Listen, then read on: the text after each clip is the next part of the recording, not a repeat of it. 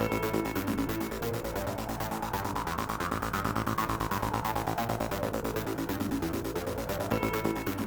welcome to the Carl Jackson Show. It is July 9th, 2024, Tuesday.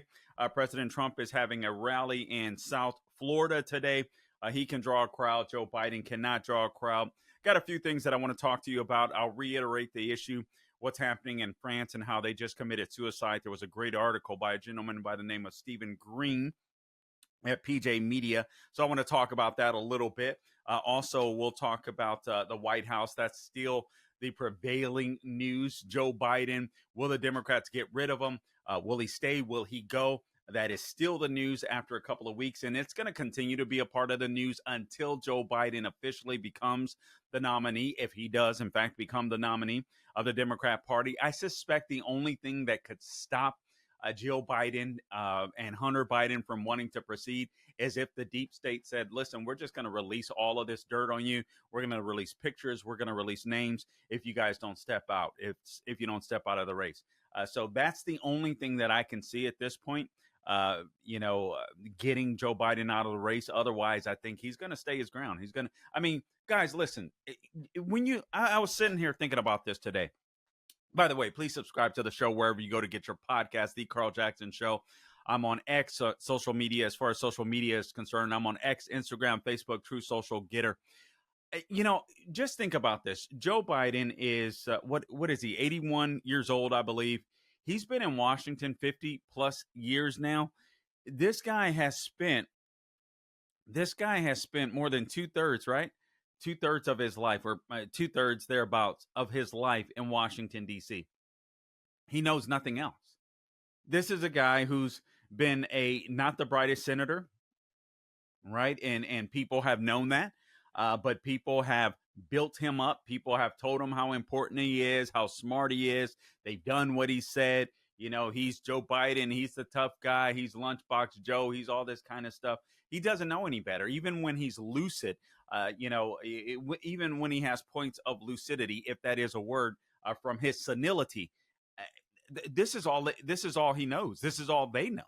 And they graduated, when I say they, I mean Jill Biden, Hunter Biden, Joe Biden. They graduated to the highest position, the highest office in the land, and dare I say, in the world. You think they're going to go that easy? Absolutely not. Absolutely not. And the Democrat Party, here's the Democrat Party has never made it where it's a very selfish party. Joe Biden has learned to play the game within the Democrat Party where people fight, and it's never for the betterment of the country. And I know you can say the same about many Republicans. Listen, they're selfish individuals, so on, etc. But I would say for the most part, the Republican Party in general wants to do what's better for the country. I don't think Democrats are that way. They claim that they're for the poor, but if they were for the poor, then they wouldn't be, spending money up the wazoo to tax the poor. They wouldn't be keeping the borders wide open where illegal aliens are competing against jobs. We wouldn't be sitting here debating on whether or not the House and the Senate should pass the SAVE Act so illegal aliens can't vote in our elections. They're not for the poor. The Democrat Party has never been for the poor. They're about keeping you poor. Now, having said that, again, I'm going to go through all of this, but also I'm going to give you some specifics. If Joe Biden were to be replaced, how does that look? What does it look like? A gentleman wrote for Semaphore, Semafor, publication, replacing Biden, how it would work. And it's very concise and very specific. I thought I'd go over this with you because, it's just important for you to know. One of the cool things is that, and it's sometimes I think we forget this, we are living in such historical times. And, there's people that have lived, Americans that have lived through the JFK assassination, perhaps, the Richard Nixon resignation, LBJ's resignation. And those were historical times. But we, too, are living through historical times. And as far as the presidency is concerned, we may be living through a period of time, which is only the second time this has occurred in American history, where you have two presidents, if you will, going up head to head against each other, with Donald Trump being the former president Joe Biden being the current president, and people can make can compare and contrast simply because Donald Trump was in office just a few short years ago compared to Joe Biden and his record and what he's done. So we're living through historical times, and it is just so it's cool to be a part of it. But I got to tell you, this is sometimes I can't lie, man. I sit here and I just wonder, man, it's hard. It's hard, and I don't even know why I'm saying all of this, to be frank with you. But this has been so exhausting, so difficult, and I'm gonna keep fighting. And I know you guys are. No, that's the way. I know that's the reason why you listen to podcasts like this, because you want to be encouraged, and I want to encourage you. But I also want to affirm or confirm some of the feelings that some of you might have. What we're going through is hard, but it is worth it. It is worth it because we're going to come out on the other side. I believe that. I believe that as a Christian. I believe that as an American. I just believe that things are going to get harder. But I do believe at some point in time, things are going to get better. And hopefully we can start some of that healing process as early as November. But anyway, having said that, let's do this. Let's play video clip number one. Peter Doocy trolled Karine Jean-Pierre. You guys may remember that I forget who reported it now, but Joe Biden basically from 10 to 4 p.m. he's good. After that, he's basically a zombie, right? He's nowhere to be found. And now the White House has come out and said, and Joe Biden himself has said he's spoken with the governors, many of the governors that gathered together to be frank with Joe Biden. Some asking him to get out, I'm sure. Others, just asking what was he going to do differently? Was he okay? So on, et cetera. And he said one of the things that he agreed to do, basically, or I'm not sure if he agreed per se, but one of the things that he said he would do is he would go to bed earlier. The problem is he's the president of the United States, and it's a 24/7 job. All right, so let's play this first video clip. Por favor, Gabe. Well, he also said he's sharpest before 8 p.m. So, say that the Pentagon at some point picks up an incoming nuke. It's 11 p.m. Who do you call? The First Lady? He has a team that lets him know of any news that is pertinent and important to the American people. He has someone or that is decided, obviously, with his National Security Council on who gets to tell him that news. Gabe, when you go to vote, do you vote for the people around the president by chance? You vote for a part-time? Yeah, I mean, I guess that's what we should get used to now. No, I don't think so. This is crazy. This is crazy. We're in crazy town. This guy, listen, and I'm not the only one that has said it. Quite frankly, most conservatives have said it, and it makes total sense as the left-wing media continues to try to cover their butts and pretend as if they're, outraged all of a sudden that they've been duped by the White House, when anybody with common sense knows that they're lying. But the fact of the matter is, Joe Biden can't do the job now. How is he going to be able to do the job for another 4 years? It absolutely makes no mistake. It absolutely makes no sense whatsoever. It makes no sense, guys. And there's people that are going to vote for Joe Biden regardless. I can't remember if it was Whoopi Goldberg or I think Whoopi Goldberg came out and said, "Listen, I don't care if Joe Biden poops his pants and does this and that. If he can't." And I'm paraphrasing here. If he can't complete a sentence, that happens as we get older. He's the president of the United States, guys. This is insane. But it tells you this is how divided we are. This is why I think it's so important that President Trump has come out with his Agenda 47, not to be mistaken by Heritage's Foundation Project 25, which I'll get into as well. I read that quite some time ago, 2025, I believe it is, or Project 25. And I'll go through that because I know the Black community is absolutely apparently terrified of it. And I'm sure there's nothing to be terrified. I can't even remember all of it, but I'm going to go through it and I'm going to come back to you and talk about it. I just want to be informed so that I can make sure that you're informed. So let me just do this. Let me go through. I want to go through a couple more videos, play some videos. And then I just real quickly, I want to talk to you about how this process works and what we need to be looking out for, or why it's important for us to look across the pond. I'll be honest with you. Sometimes some of the stories that hit overseas, I'm like, are they relevant? Are they not? How do they shape American politics? Do they, and I understand these are our NATO allies, by the way, NATO leaders meeting in Washington, D.C. this week. But I do believe there's some takeaways from this issue with France, where the Marine Le Pen's Conservative National Rally did well last week in the first round of voting in France, but this second round they didn't fare as well. Even though I believe they won a plurality of votes, meaning they won more votes, but they didn't win the majority. And it's amazing to me. So I think there's some takeaways that we can that I can talk about, and I'll do just that. Let me do this. Let me go back through some of these videos. I want to play a couple more videos for you, but before I do want to talk to you about listen, guys, gold, and I want to talk to you about priority gold specifically. Listen, gold is a hedge against inflation, and inflation is completely just out of whack right now, and the government has the Biden administration, there's no indication that the spending in Washington, D.C. is going to slow down whatsoever, not anytime soon.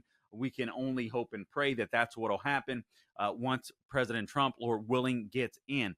But I do want to talk to you about priority gold. So economists warn that massive tax hikes could devastate your IRA or your 401k account as the stock market braces for impact. With inflation on the rise and global uncertainty looming, it's clear why central banks and savvy Americans are turning to gold. In times like this, Proverbs 21:20 reminds us to preserve what we built. Right now, the wisdom points us towards gold. So if you haven't had your eye on gold, time to make it a priority. My name is Carl Jackson, and I urge you to call my friends at Priority Gold. And you can find out how they can help you diversify your savings with physical gold and silver. You can call 1-800-405-GOLD or visit prioritygold.com/golden for a free gold info guide. Plus, you can see if you qualify for free shipping and storage as well. Act now to get your portfolio working for you while the market is golden. Call 1-800-405-GOLD to speak with a gold specialist or visit prioritygold.com/golden. Prioritygold.com/golden to learn more. That's 1-800-405-GOLD is the number that you want to call. All right, so let me do this, and I'm just scrolling through so this was a big whoop-de-doo that was all over media earlier. So apparently Dark Brandon, somebody wants Dark Brandon back. Let's go to video clip number 3. Dark Brandon showed up on Morning Joe to the campaign Let Joe Be Joe, apparently. So here's Dark Brandon, or here's Joe Biden on Morning Joe with Joe Scarborough and Mika Brzezinski. They are saying that you should step aside. So what is your plan of attack moving forward? These are pretty big names. To go out and keep doing their big names, but I don't care what those big names think. They're wrong in 2020. They're wrong in 2022 about the red wave. They're wrong in 2024. And come out with me and watch people react. You make a judgment. You make a judgment. Just that it didn't happen. I was predicting beforehand it would not happen because I've got a pretty good political instinct and eye. And here's the deal. It's not going to happen here this time around. The American public is not going to move away from me as an average voter. And again, I'm here for 2 reasons, pal. One, to rebuild the economy for hardworking middle-class people, give everybody a shot. Just a straight shot. Everybody gets a fair chance, number one. Number two, remember all this talk about how I don't have the black support? Come on, give me a break. Come with me. Watch. I'm getting so frustrated by the elites. Now, I'm not talking about you guys, but about the elites in the party who they know so much more. But any of these guys don't think I should run against me. All right, so he challenges guys to run against him, challenge him, I guess, at the DNC convention. And again, I'll talk to you quickly or soon here about how it would happen if Biden were to be replaced. But that guy, that sounds like a guy that is absolutely dug in. And he referenced 2020. Well, 2020 was different. All right. So 2020, it was much easier to rig the election. And guys, listen, I know, I don't want you to be discouraged, but I know there's going to be some rigging going on, and there's rigging that's going to happen in every single election. But I'm going to trust that in red states, we have gotten our act together for the most part. Now, that isn't completely true. I understand but we don't have the same situation that we had in 2020 with the COVID lockdowns. And plus, you have the opportunity to get involved and to be in charge of your destiny and of your freedom. So Biden is harking back to 2020 when he was in the basement and the media ran a full court press on behalf of Joe Biden. What's different now? It's totally different. Now the media, just since the debate, in the last couple of weeks, are running the narratives or a campaign against Joe Biden, the mainstream media. Now they're all starting to coalesce seemingly slowly but surely back around Joe Biden because it doesn't appear as if he's going to go anywhere at this point. But if poll numbers continue to trickle out, bad stories about Joe Biden continue to trickle out, make no mistake about it, they will replace this fool. He mentioned 2022. Now, here's a difference in 2022. Obviously, abortion played a role. I don't believe that it played as much of a role as people believe, but I understand why people would say that. You get a bunch of women hyped up on abortion, and then you get out the vote. I don't believe a lot of those women would have voted were it not for the get out the vote effort. So basically what I'm saying is there was a get out the vote effort that the Democrats had that Republicans simply did not have. I believe that Republicans could have matched those numbers if they had gone to places where more conservative women might be, whether that's, church or wherever it may be. That just didn't happen. So we didn't have the same type of get out the vote effort. And then it's a midterm election. And even though we were expecting a red wave, sadly, I think a lot of people just hearing the fact that we were expecting a red wave just kind of sat on their butts. They got a little lazy. But in a presidential election, more people are going to show up. Will we have the same numbers that we had in 2020? I doubt it, because there's a lot of people that are turned off by Joe Biden. There's a lot of people that are turned off by Donald Trump. That's just a fact, no matter how you feel. All right. And so, but there's going to be more people that are going to show up to the polls than showed up in 2024. And Joe Biden does not take this into account. I'm not even sure if he's capable of taking this into account. So here's how it works. And then we'll go through a couple more video. Before I do, though, let me talk to you about mypillow.com. Mike Lindell with mypillow.com. You guys know that he's been canceled in some of the box stores and on the shop, actually all box stores for the most part, and shopping channels. They've been part of this cancel culture, but the good news is he's bringing the savings directly to you with a $25 extravaganza. You guys know that he started with one product, the MyPillow, but with the help of his loyal employees, great employees, now they've got hundreds of products. So to get the word out, Mike is inviting you, my listeners, to check out their $25 extravaganza. They got a 2-pack multi-use My Pillows are just $25. My Pillow sandals are $25. Their 6-pack towel sets are $25. Brand new pack of dish towels are $25. And for the first time ever, the premium My Pillows with the all-new Giza fabric are just $25. Guys, listen, I can't sleep with any other pillow. I mean, God's to honest truth. I went for a period of time where I had one pillow that I relied on. I lost it.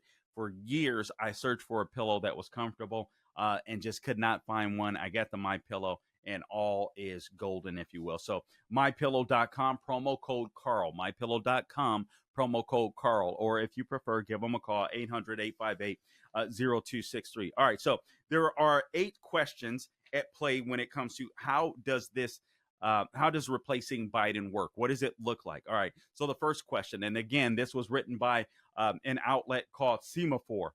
All right. So number 1 question, can Democrats actually replace Biden before, that is the operative word, before the convention? After the convention, things get a lot harder for the Democrat Party trying to replace Joe Biden. It's going to be much more difficult. But the simple answer to question number 1 can Democrats actually replace Biden before the convention? And the answer is simple. That answer is yes. That's why you've seen the full court press by the mainstream media. That's why you've seen them freaking out, pretending as though for whatever reason, all of us, are us common folk. We've been able to pick up on Joe Biden's senility. By the way, I got some news from the doctor that's been visiting the White House 8 separate times within a span of 8 months, I believe it was. And you may have heard about this, but I'll give you a little bit more detail into the White House physician, as well as Kevin Kennard, the neurologist, the specialist or whatever that specializes in, Parkinson's disease. They've got some interesting ties to the Biden family, let's say. So anyway, we'll talk about that in just a second. And I'm also sitting here scrolling through my cut sheet to see if there's anything else I'd like to play. All right, AOC, they're sticking with Biden. Actually, let's do this. So before I go on, let's roll video clip number one. Number 4. All right, so can Democrats actually replace Biden before the convention? The answer is yes, if they want to.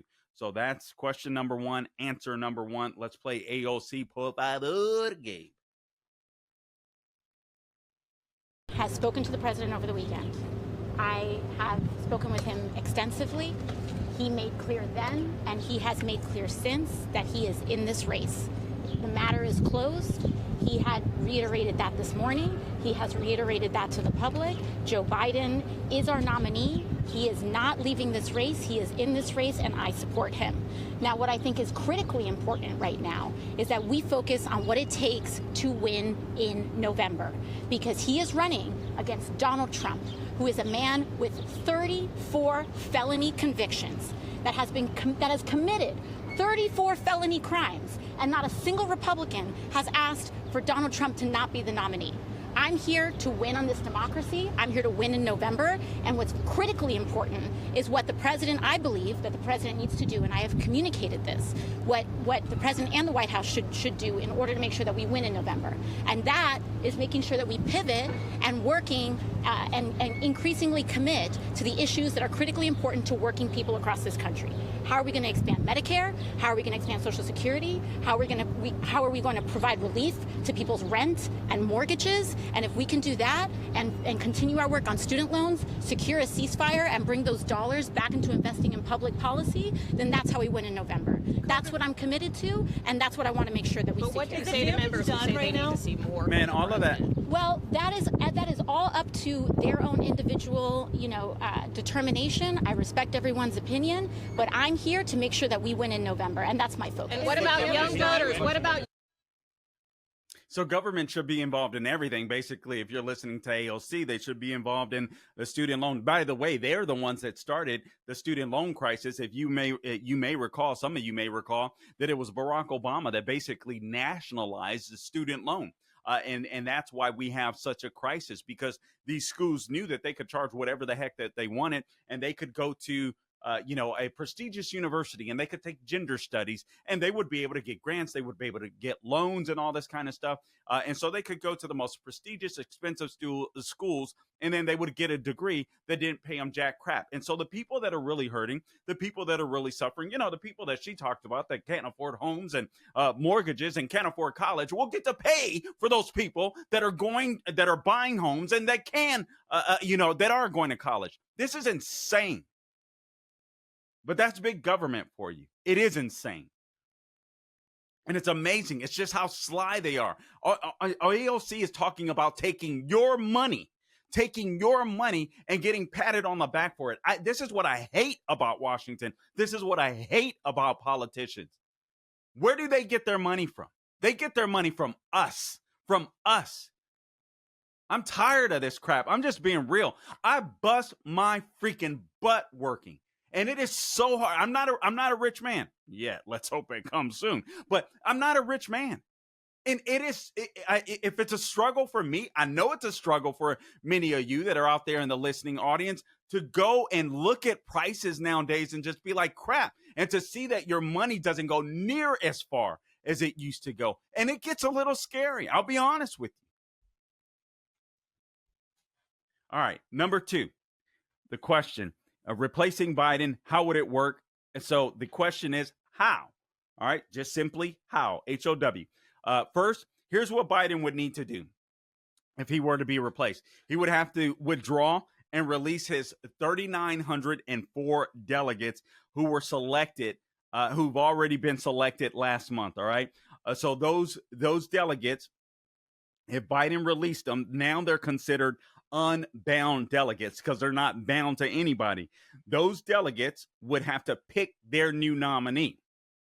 And then, so when Democrats, you hear them talking about a mini primary, you've heard some on TV talking about, hey, let's have an open primary process or an open convention. What they mean is these delegates, along with 37 uncommitted delegates that are already uncommitted, all right, and the 8 that were won by candidates who have already dropped out of the race, could vote for whoever they wanted. So whomever basically wins the most delegates wins, apparently. Question number 3, what's the deadline? All right, so it does vary by state, but the DNC begins on August 19th, and the nominating roll call would normally happen on August 20th. That's question number 3. Question number 4 is, didn't I hear about a virtual roll call before that? Okay, now this virtual roll call is important. So this virtual roll call is scheduled for July 21st. Why is this virtual roll call scheduled for July 21st? Because they want Joe Biden, and this is more evidence that Joe Biden is trying to, Joe and Jill, I should say, or Jill and Joe, more evidence that that they are trying to dig their heels in and stay in the White House. If they can get this virtual roll call on July 21st before they head to their convention a month later, it makes it much harder for the Democrats to get rid of Joe Biden. So it says here, the answer, didn't I hear about a virtual roll call before that? You probably did, after Ohio's Republican Secretary of State warned that the DNC would blow past the state's unusually early ballot deadline. Why would the hell? That's a new term. Why would the GOP help these fools out? This is what I can't stand about the Republican Party. These fools don't know how to fight. But anyway, all right, so Ohio's Republican Secretary of State warned that the DNC will blow past the state's unusually early ballot deadline. The party scheduled what's called a virtual roll call, and that's basically a break glass plan to nominate Biden before the convention. You know, break the glass in case of an emergency. That's their plan, to nominate Biden before the convention. So the Ohio legislators actually moved the state's deadline last month, but it did irritate Democrats because they added some campaign finance reforms they'd oppose. So the early vote is totally optional. All right, so Republicans should not have helped Joe Biden out. That's the problem. You guys may recall, I did a show. I sat in for Mike Gallagher at one point, and I did a show on the Ohio legislature. And that state is more red than Florida. It's more red than Texas. They are in the governor's mansion with Mike DeWine, and they control the vast majority of the state house and the state senate, and they do nothing. I mean, you talking about rhinos. And it's one of the reasons I'm starting to lean towards not wanting J.D. Vance as VP, not just because I don't want to take somebody out of the Senate. I don't want to take somebody that is a conservative fighter out of the Senate, especially when you have a bunch of rhinos in the state of Ohio. Maybe J.D. Vance can be that example that these guys need. Now, number 5, who are these delegates? So the delegates are just regular party regulars that support Joe Biden. They're not the type of people that are typically going to rebel. All right, so Joe Biden, these are the type of people that are like, all right, that's my guy, ride or die. I'm with him, right? Or like Hillary said in 2016, I'm with her. But there are also hundreds of automatic delegates. All right, the term super delegates got toxic after the DNC threw Bernie Sanders under the bus. And he made an issue out of them in his primary campaign because they totally destroyed Bernie Sanders' campaign by those super delegates were going with decided to go with Hillary when Bernie Sanders started getting some momentum. And then they basically chopped his legs up from underneath him and were like, dude, this isn't going to happen. But those super delegates are what's called as automatic delegates.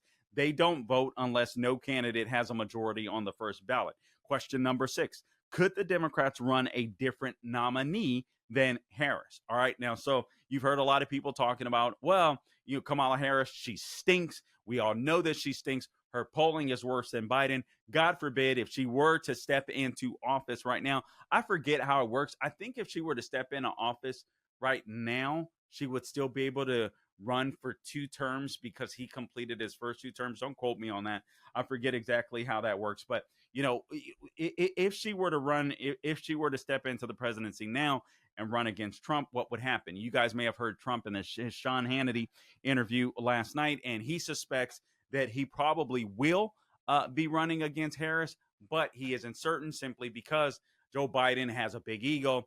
Joe Biden wants to be a tough guy, and Joe Biden wants to stick around. So Joe Biden is going to do his damnedest to stick around. But going back to the question, could the Democrats run a different nominee than Harris? And again, they could. That's why you see people trying to kick Joe Biden out, push him to the side. And here's what you have to understand: only Harris, whose name is on the campaign's organizing documents. Remember, it's the Biden-Harris campaign. So she's the only one that can inherit Joe Biden's campaign cash and his resources, right? So if the delegates rejected Harris, the Biden-Harris war chest could be donated to the DNC or to a super PAC, but it wouldn't go to a candidate, individual candidate per se. All right, number 7. Would Republicans sue if Democrats changed out Biden? They could. I think this is. I think this is silly. They could. And I think the Heritage Foundation threatened to do as much. They shared a memo about the potential for, quote, pre-election litigation aimed at exasperating with legitimate concerns for election integrity, the withdrawal process for a presidential candidate, close quote. But Democrats thought this was a head fake. So, and because the memo warns that Wisconsin, quote, prohibits withdrawal except in the case of death, but the state law is clear, quote, nominees chosen at a national convention, close quote, by each major party are on the ballot. So this doesn't get complicated. All right. So they could, but it's probably a head fake. Number 8, what would happen? What would happen then? So if Biden is withdrawn as the nominee after the convention. Now, remember, I told you if Biden, that's why they're doing that July 21st roll call, right? To try to it's like a preemptive strike. I believe before they head to Chicago for the DNC convention. If Joe Biden can make it, I was like, dude, if he can make it through the weekend, he's fine. But the pressure is still there. You're starting to see people slowly come to the realization this man isn't going anywhere. So we better back him. But if more news comes out, if more polling comes out, you can bet your bottom dollar they're going to try their damnedest to get rid of him. So if Biden is withdrawn as the nominee after the convention, it gets harder, right? Once he has those delegates pledged. But what would happen? Well, the DNC rules state that, quote, in the event of death, resignation, or disability, close quote, of a nominee after the convention, operative word after, the party chair would speak with the Democratic leaders in Congress and the Democratic Governors Association. After that, the DNC would pick the nominee. All right. So in 2016, the chair was Donna Brazile, and she studied the backup plan after Hillary Clinton, you may recall, collapsed from pneumonia. And then the candidate she saw as the most credible Clinton replacement was Joe Biden at the time. So if Hillary was too sick to continue, then the DNC gets to pick the nominee. And I suspect that the DNC would probably stick with Kamala Harris, because I think that would just make things simple for them. Last question: what do Republicans want? I think this is easy. Republicans want to be able to run against Joe Biden. They want to be able to run against Biden Harris. All right. So I think that is I think that's pretty simple. All right. Now, having said that, let me move on here. Before I do, I want to talk to you about wealth protection research. And please subscribe, by the way, to the podcast wherever you go to get your podcast: Apple, Google, Spotify, YouTube, and Rumble. Please like, share, subscribe. Don't forget, we've got T-shirts available too. Don't know why I'm not rocking one tonight. Got some on order too. CarlJacksonMerch.itemorder.com. Love guns, hate tyranny, skin ain't sin. What else do we have? Non-Biden. Non-binary. It's under the on the description, so you can check them out. Promise T-shirt. I know Pride Month has passed, but it's all right. You can rock it all year long, because that rainbow belongs to that rainbow is a promise from God to us that He wasn't going to destroy the earth again with the flood like He did before. So we can reclaim that. We need to reclaim that. It doesn't belong to them. It's not for perversion. It's for godliness. All right. So just keep that in mind. But All right, let me talk to you about wealth protection research. So, at the very heart of our democracy lies a principle that we hold sacred, and it is free speech. It's the cornerstone that supports every freedom that we cherish. Yet, in today's digital age, discussions about our wealth, our rights, and our future are being silenced or overshadowed in mainstream narratives, leaving many of us feeling voiceless in conversations that are crucial to our financial independence and our security as well. This is where wealth protection research steps in. They're armed with a mission that's never been more critical. Wealth protection research is not a financial advisory firm. They are defenders of free speech. They're committed to giving a voice to the silenced. Wealth protection research tirelessly seeks out financial experts. These are the voices that challenge prevailing narratives from the left, all right, especially as we navigate the uncertainties of the 2024 election.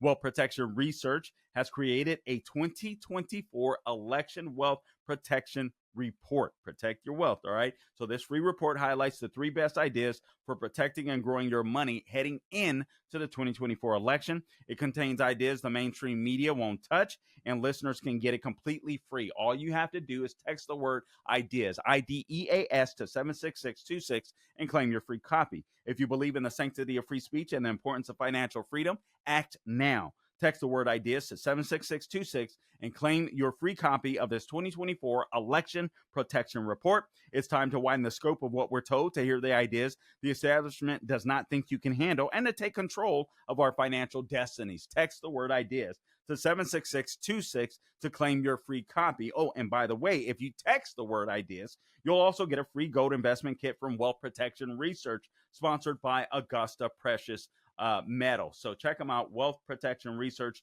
Text the word ideas to 76626. All right, so a couple more videos that I just want to play for you, and then real quickly we will go through, just reiterate kind of what happened in France and why I think it's important for those of us that are here. Let me just opine on this video. This is video clip number 5. This is over 100 people were shot in Chicago last weekend. 100 people shot. 18 were killed. And then Mayor Brandon Johnson blamed it on Richard Nixon in his press conference today. Let's hear it. Let's hear it. It's number 5, please. So we cut off the pipeline of boys between the ages of 10 and 19 being either victims or the perpetrators. So, yeah, it is personal.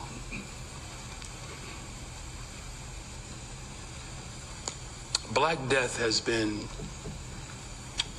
unfortunately accepted in this country for a very long time. We had a chance 60 years ago to get at the root causes.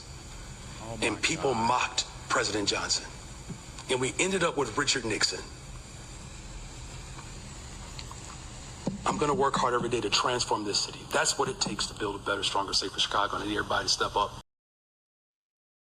What an idiot. Black death in Chicago is because of you, you jackass. This is insane. I almost don't know what to say. What the hell did they elect you for? Guys, listen, if you elect, let's put it this way, because you elected Mayor Brandon Johnson, Black people are dying. Black young men and women are dying. Chicago citizens that may not be Black are dying because you elected Mayor Brandon Johnson. What the hell does a dead president have to do with what's happening in Chicago today?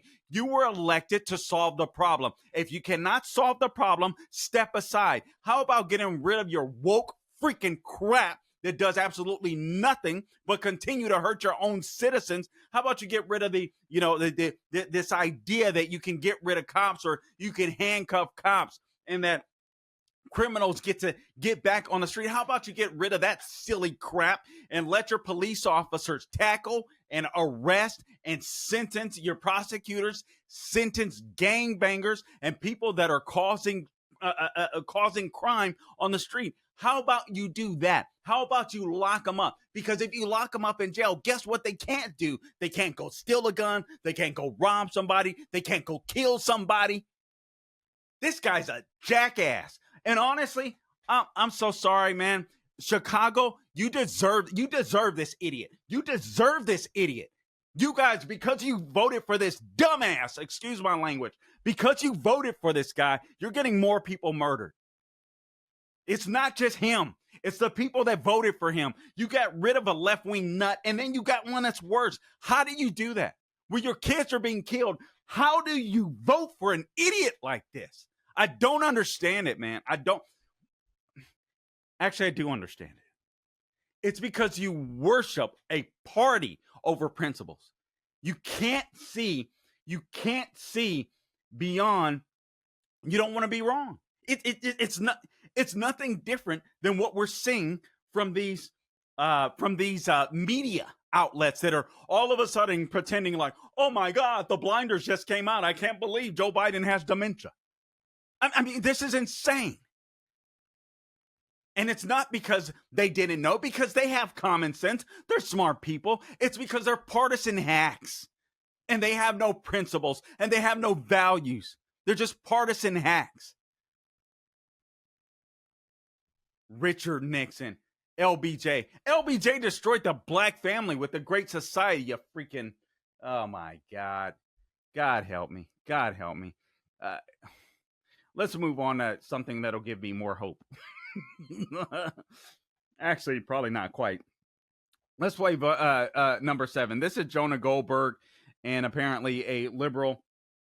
They're talking about, she's the former White House communications director, talking about she thinks Biden can serve another 4 years. Let's go ahead and hear that, and then I'm going to share a story with you about these doctors around Joe Biden, the physician, the White House physician, and then the specialist that's been shuffled in and out of the White House for quite some time now under our noses.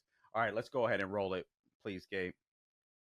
But he's the president of the United States right now, so he got back barely and became president of the United president States. For the last 12 yeah, barely. What does that mean? I don't think he's up to the job. I'm questioning his fitness right now to serve as president. If you're saying barely president, you're suggesting that he's not capable of doing the things that we've seen him accomplish in these last 3.5 years mean nothing to me. Nothing to me, and I think it's a crazy argument. You know, in financial markets, financial firms are required by law to say past performance is not predictive of future results.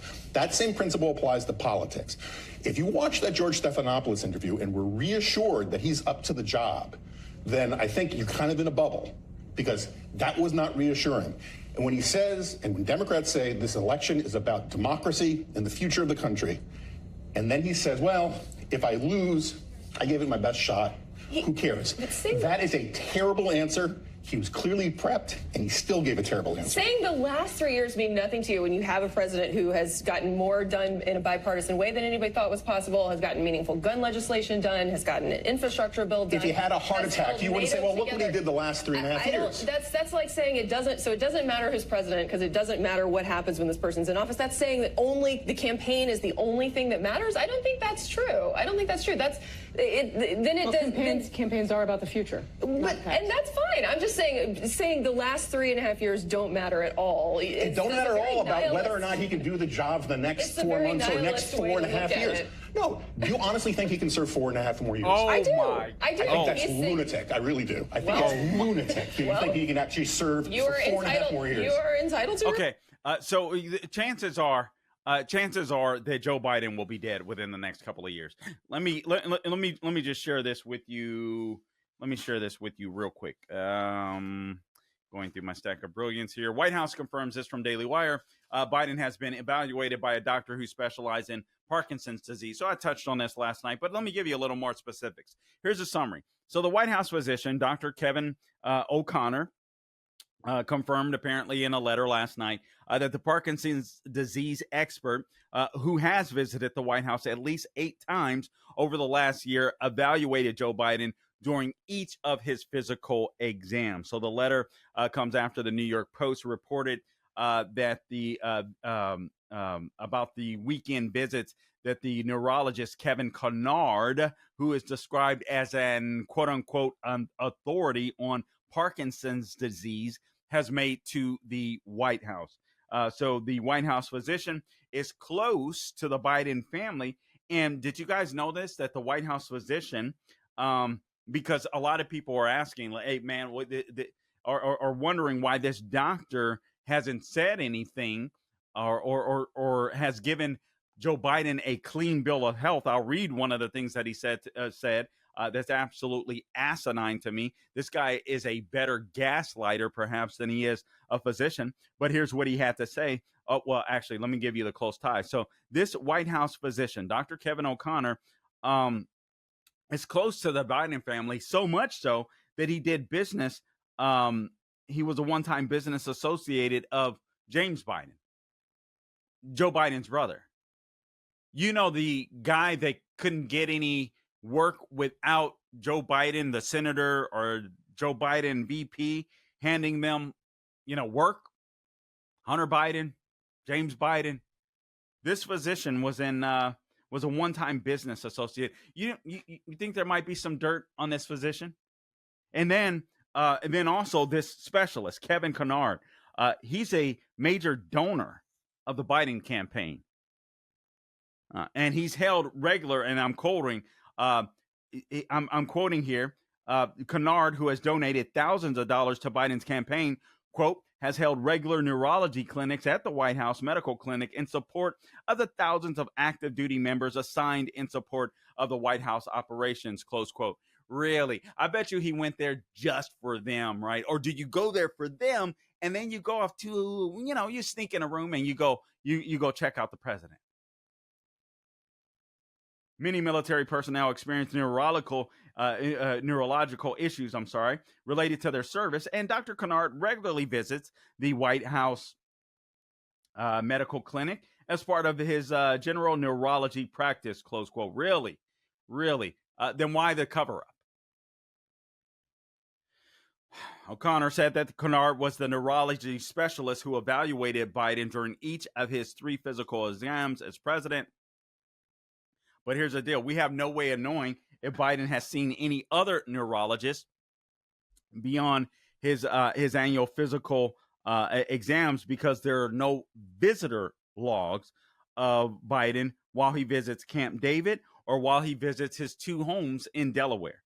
So Joe Biden, if you guys don't know, since he's been president, he's been off on vacation 352 days at this point.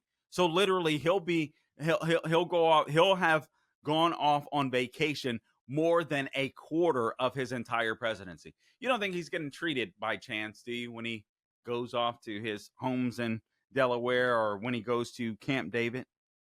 Now, O'Connor had some promising news about Biden. He said, and I quote, or Kennard did. O'Connor included the write-up of Biden's alleged I can't get that word straight tonight. Neurological state from the evaluation he received from Kennard during his most recent physical exam. So here's what Kennard, what irony. Here's what Kennard had to say. An extremely detailed neurological exam was again reassuring in that there were no findings which would be consistent with any cerebellar or cerebellar or other central neurological disorders such as stroke, multiple sclerosis, Parkinson's, or ascending lateral sclerosis, nor are there any signs of cervical myelopathy, according to the report. This exam did again support a finding of peripheral neuropathy in both feet. No motor weakness was detected. Really? He exhibits no tremor at rest or with activity. He demonstrates excellent fine motor dexterity, but a subtle difference in heat-cold sensation could be elicited as it was last year. This heat-cold sensation deficit was detected a couple of inches higher on his ankle calf this year, which is not unexpected. There may, in fact, be day-to-day subjective variation of these findings, as during last year's exam, this area of sensation deficit was actually found to be smaller than the year before. So Biden, for the most part, has a clean bill of health. That's what Kennard, the donor to the Biden campaign, who must absolutely hate Trump, wants you to believe.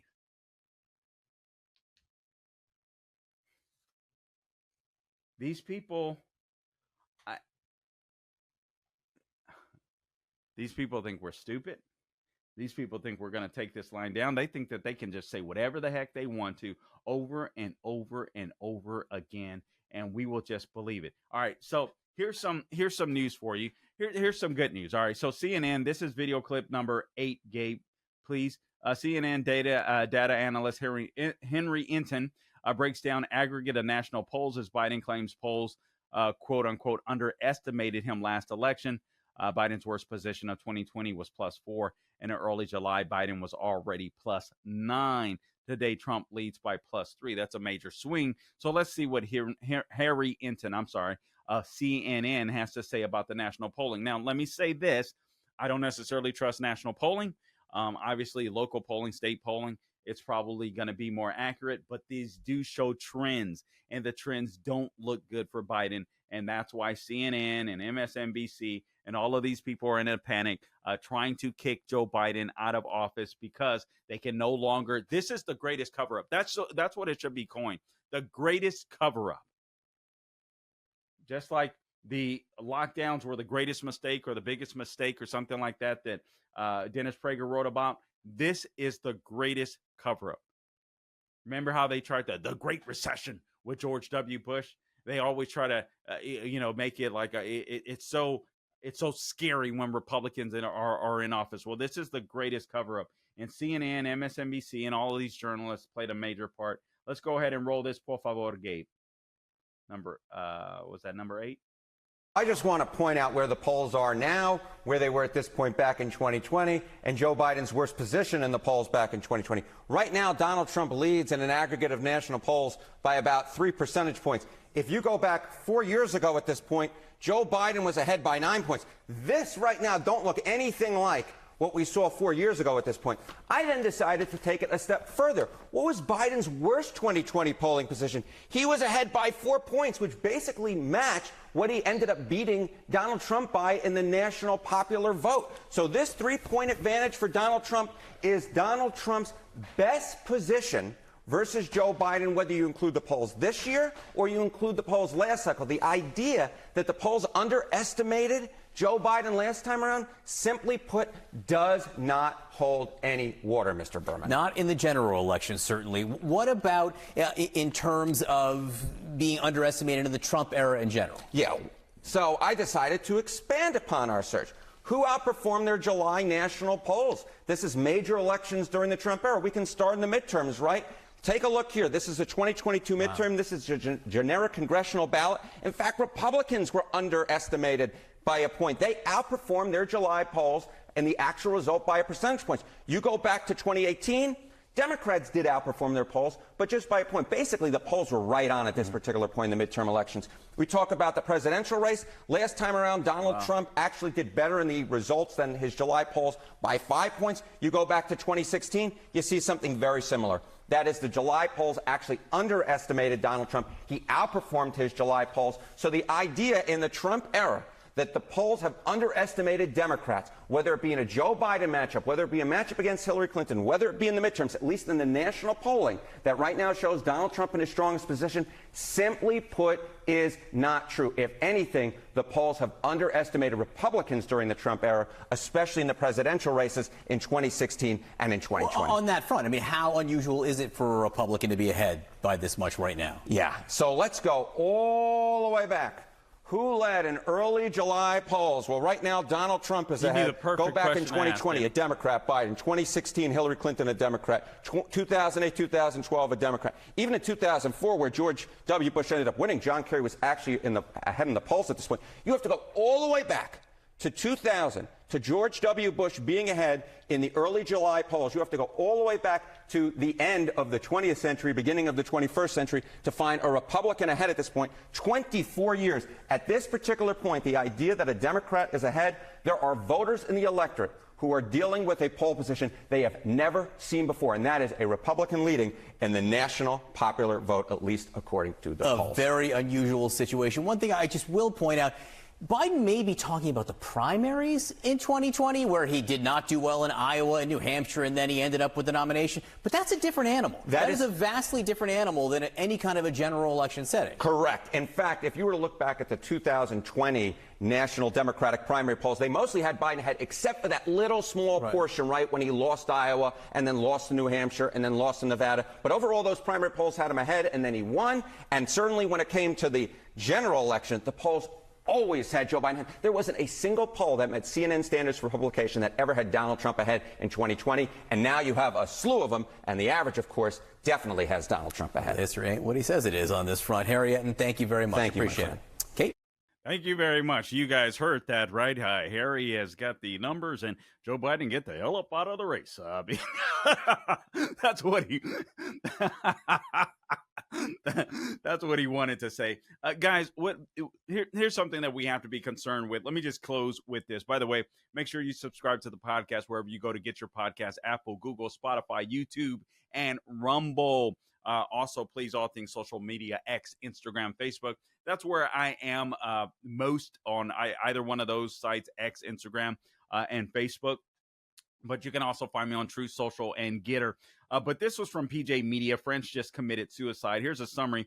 Each one hopes that if he feeds the crocodile enough, the crocodile will eat him last. This is a quote from Winston Churchill. This was just months away from becoming, before Churchill became Britain's wartime prime minister. He was describing the appeasement that led to World War II.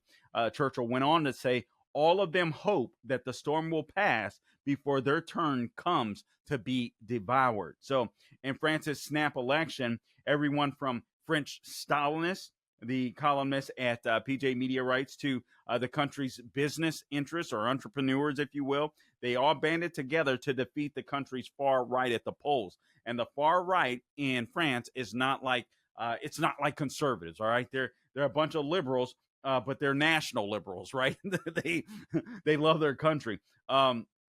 So the far right is not the threat, and the crocodile snapping at everyone's heels is the accelerating Islamification of France, the columnist writes. So Marine Le Pen's conservative national rally, they performed unexpectedly well in the first round of voting. You guys are aware of this, but in the second round, they didn't fare so well. It was disappointing. So the pro-business bloc joined forces with French President Emmanuel Macron's centrist coalition. All right, so you have the national rally, you have the centrist movement, and then you have a bunch of radicals that all banded together. Emmanuel Macron worked with those radicals, but his party, his coalition, still came in second to the far left New Popular Front, is what they're called. So none of these coalitions that came together against Le Pen. So again, you have the New Popular Front and then Emmanuel Macron's centrist coalition, which were a bunch of commies and centrists and all this kind of stuff. So they all came together, right, to oppose Marine Le Pen. Now, why are they opposing Marine Le Pen? Because for some reason they love Islamofascists in their country. Seriously. It's the craziest thing. It is the craziest thing. So the New Popular Front. All right. Actually, let me read this part.